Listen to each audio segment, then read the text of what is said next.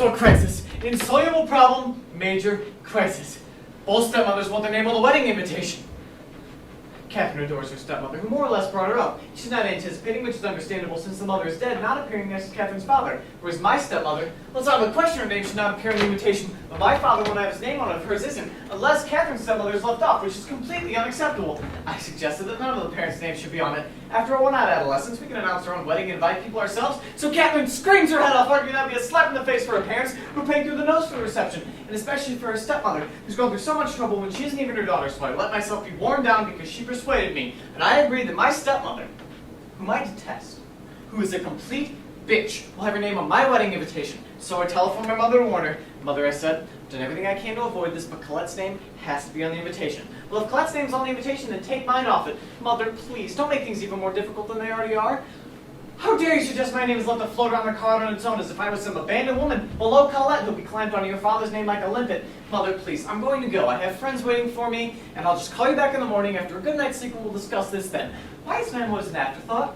What are you talking about, Mother? You're not always an afterthought. Of course I am. And when you say don't make things even more difficult, what you mean is everything's already been decided, everything's been cooked up behind my back, everything's been worked out without me. Good old Nadia, she'll agree to anything. And all this, she said, get this, an aid of an event, the importance of which I'm having some trouble grasping. Mother, please, I have friends waiting for me. Oh, that's right, there's always something more important than I am. Anything's better than I am. Goodbye. And she hung up. Catherine, who was sitting next to me but hadn't heard her side of the conversation, says, well, what did she say? Nothing, Kathy. She just doesn't want to name on the wedding invitation with Colette, which is understandable. Not that. What'd she say about the wedding? Nothing, Kathy. I promise you. She just doesn't want her name on the wedding invitation with Colette. Well, you call her back and tell her when your son is getting married, you rise above your vanity. You could say the same thing to your stepmother.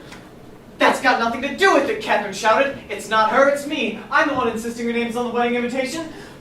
The poor thing, she's tact personified. If she had any idea of the problem this is causing, she'd be down on her knees, begging for her name to be taken off the invitation, and I'll call your mother. So I call my mother.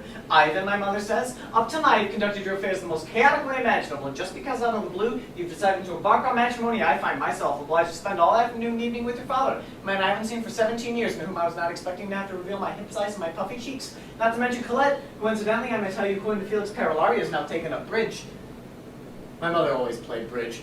I can see all that can't be helped, but on the invitation, the one item everyone's going to receive and examine, I insist on making a solo appearance. Mother, please, why are you so selfish? I am not selfish. I am not selfish, Ivan. You're not going to be like Madame Romero this morning and tell me that I have a heart of stone, that everyone in this family has a heart of stone. That's what Madame Romero said this morning. She's gone completely insane, by the way. When I refused to raise her pay to $60 an hour, she had the gall to say that everyone in this family had a heart of stone, when she knows perfectly well about poor Andre's pacemaker.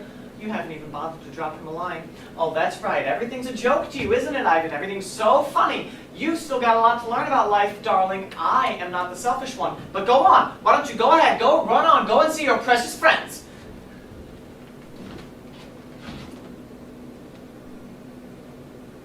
Ugh.